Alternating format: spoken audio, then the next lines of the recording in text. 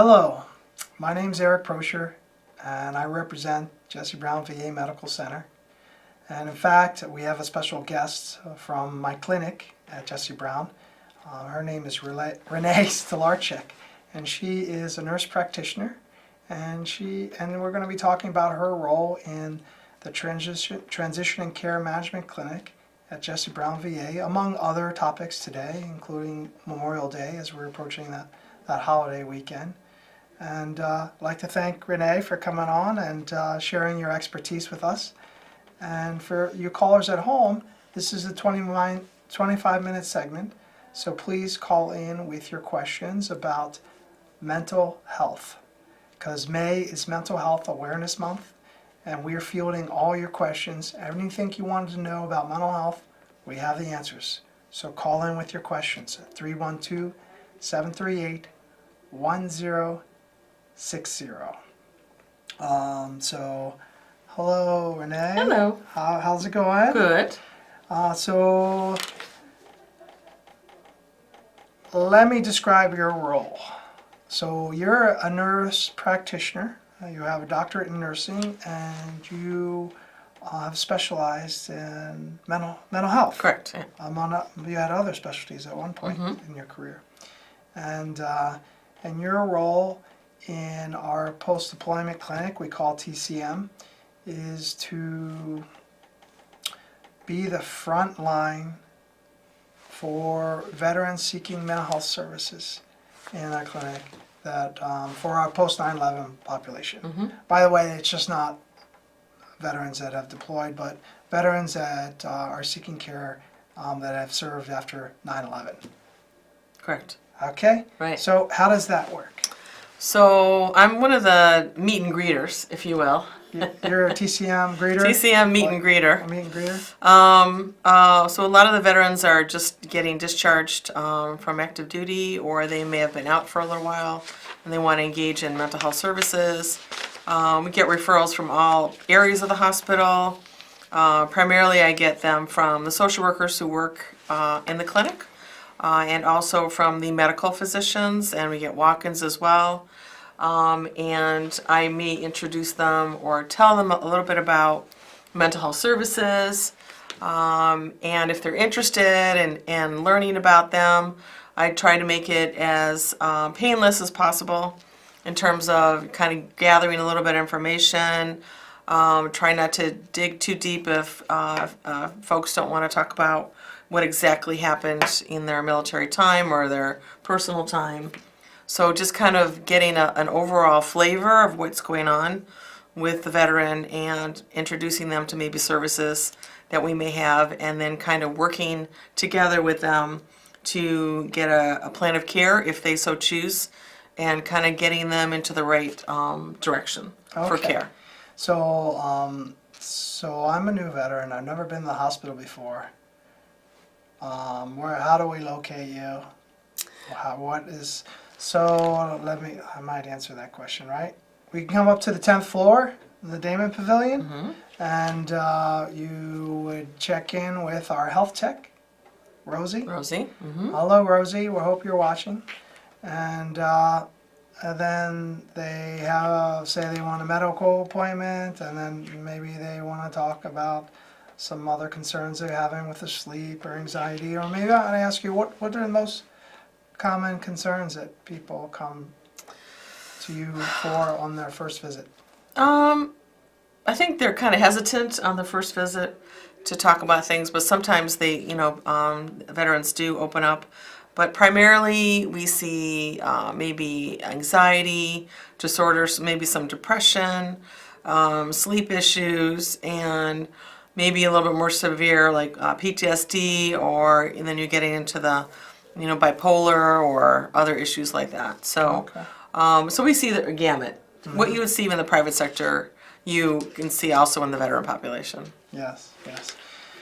And with Mental Health Awareness Month of May, there are some activities that are going on, especially I think with Monday being Memorial Day, a day that we honor the men and women that have died serving our country, in the armed services, and I certainly, I think this is forgotten on some that look forward to the 3-day weekend and the barbecues and the, the festivities that might be related. But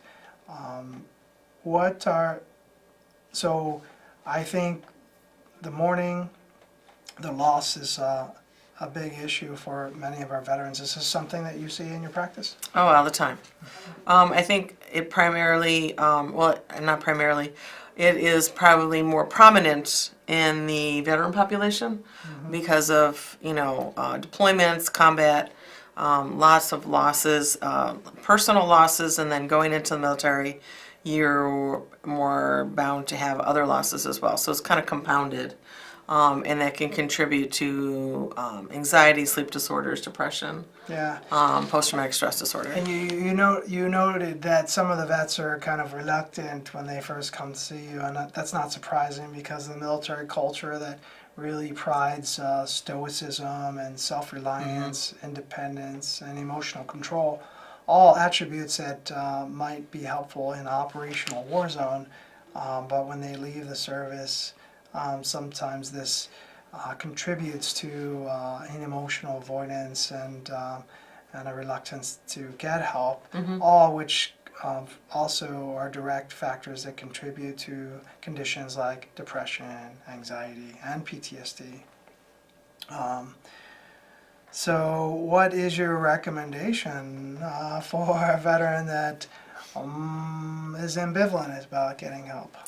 I kind of start with some education, some basic facts about whatever it may be, sleep hygiene or PTSD. I kind of go to some of the websites, some of the VA websites, and talk about the definition of what PTSD is, what are some of the mitigating factors and so forth, some of the signs and symptoms.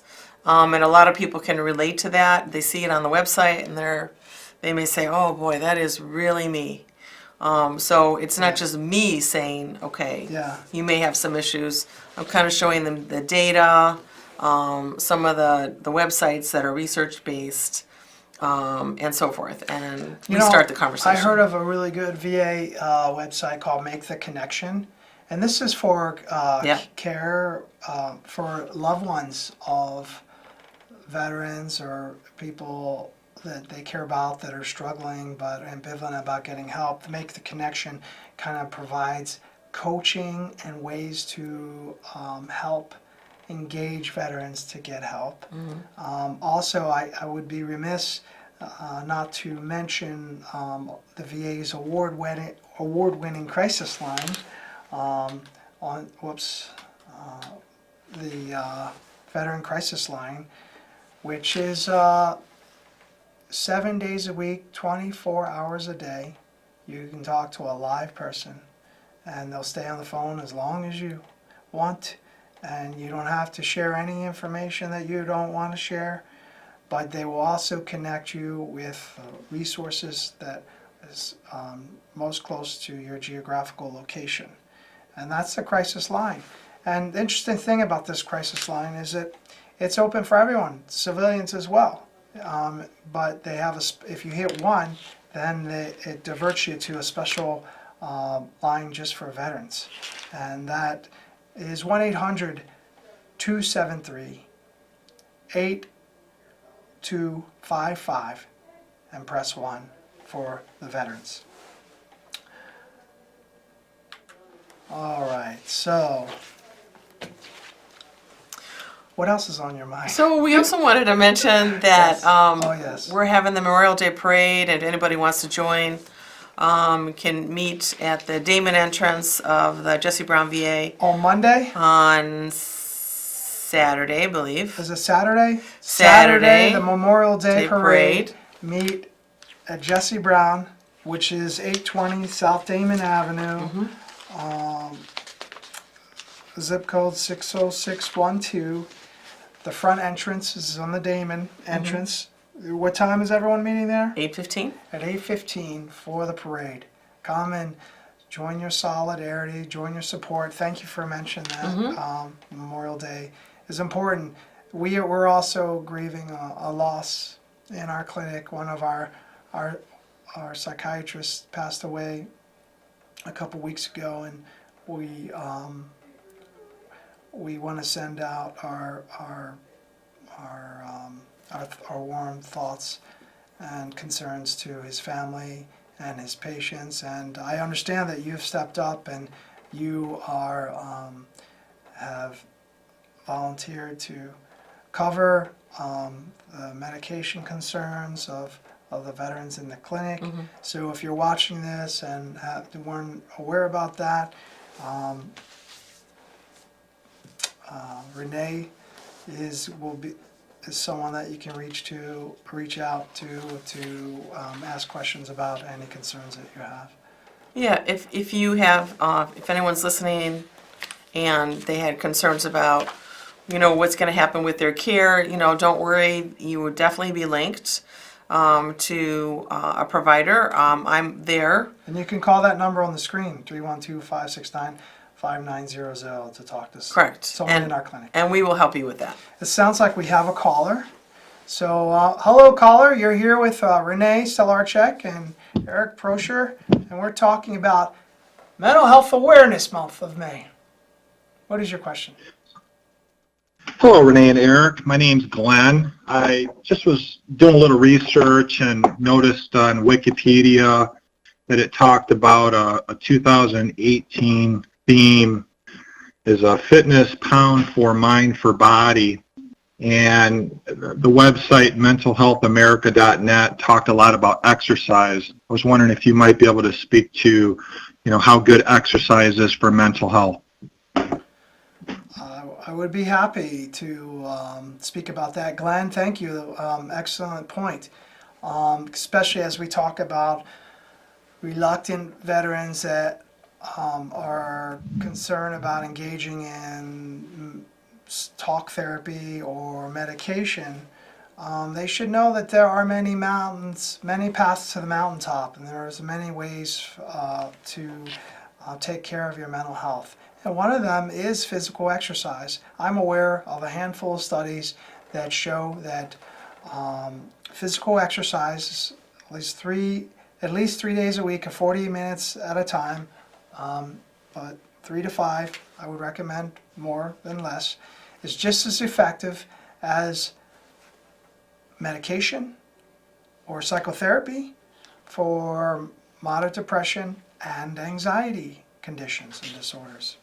So get your vitamin X on, get your daily dose of vitamin X, and that's a way of not only improving your mental health, but improving your physical well-being. Very, very important. Also, social connectivity is very important, and I just finished reading a book by Sebastian Unger, and he wrote War, and he did the Restrepo movie or documentation about his embedded experience with troops in Afghanistan in the Korengal Valley.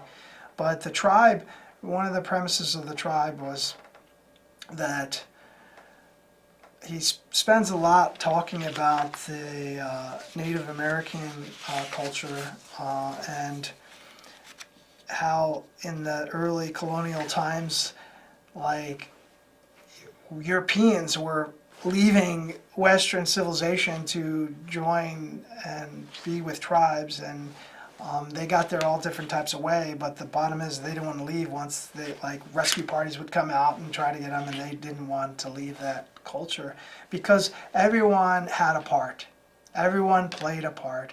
Everyone had a role, and there was, everyone was in it together, and that kind of bonding, he kind of translated to the experiences of being on operational deployments with your platoon, with your squadron, with your battle buddies, living, side by side, sleeping side by side, and that kind of belongingness, that connection is, once the service members leave the military, there's not a place for it. Especially we live in a culture where 1% of our population has been directly affected or by these deployments and wars, and that creates a challenge. And in fact, the research that I'm actually was involved on, I'm writing it up, where we look at how embedded people are in their social networks, how diverse they are, who they're connected to, and how much support they perceive they're getting from their relationships. And that predicts person's functioning, disability level, quality of life, across the board. There's less depression, less anxiety, less PTSD, less medical conditions, better quality of life, and less disability. And even when we look at just the population that has PTSD and looked at perceived social support, within that population, the veterans that had higher perceived social support had better quality of life, less disability, and had more adaptive emotional processing skills.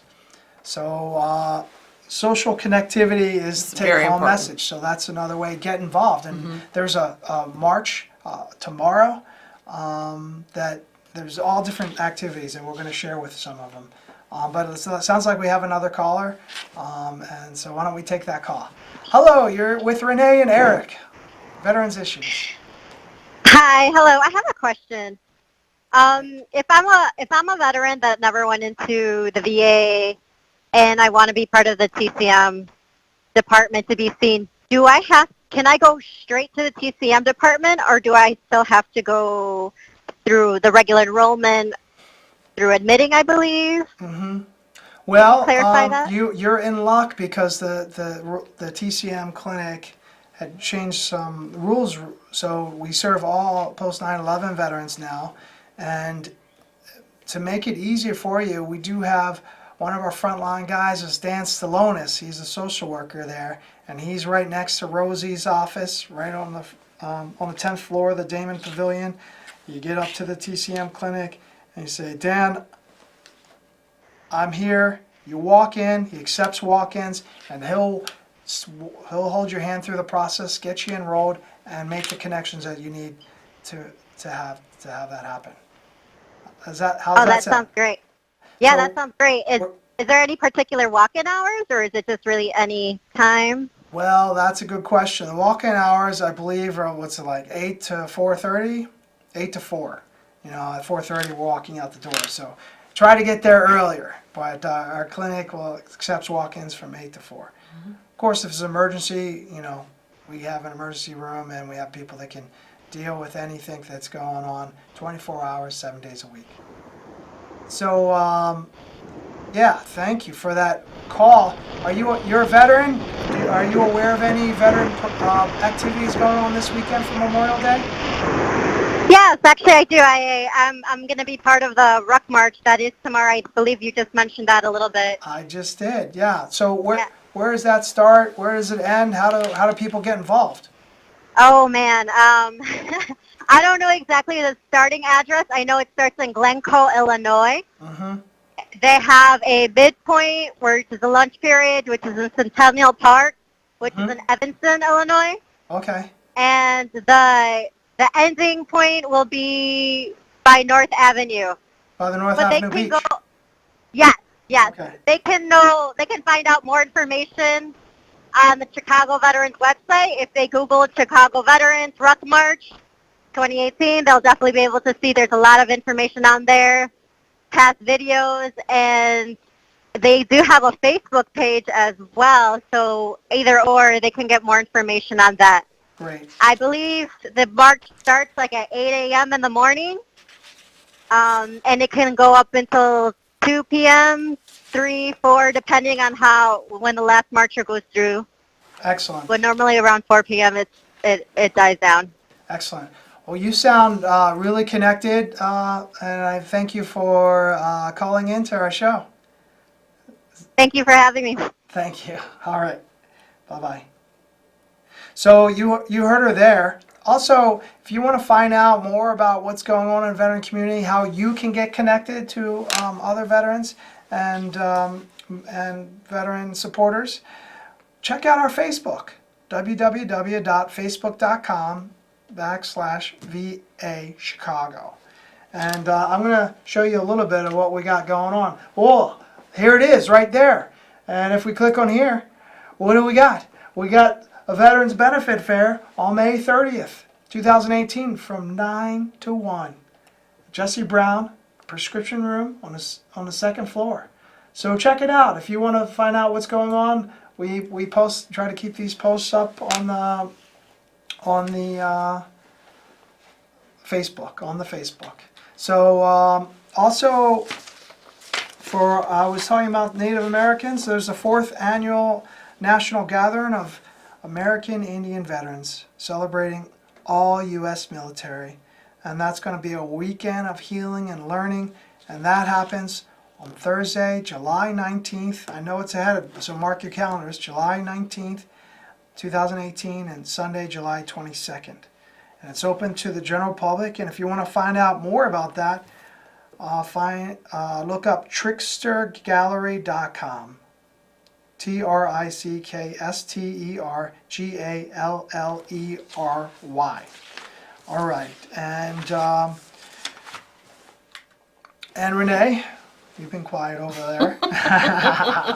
Are there any parting words, any recommendations you have for folks to commemorate their loved ones or the lost ones? We have 3 minutes left. I think it's just important to talk about the grieving process and to acknowledge it and to try to move forward. Yes. To try to stuff it down is not such a great thing. It causes problems in the end. Everywhere. So you can stuff it, but it comes back to haunt you Right. later on. So Right. deal with it sooner than later. It's better to deal with it, talk about it. If you're having trouble, you can always come and see mental health. You got to let it flow so you can let it go. That's right. You Right. got it. That's right.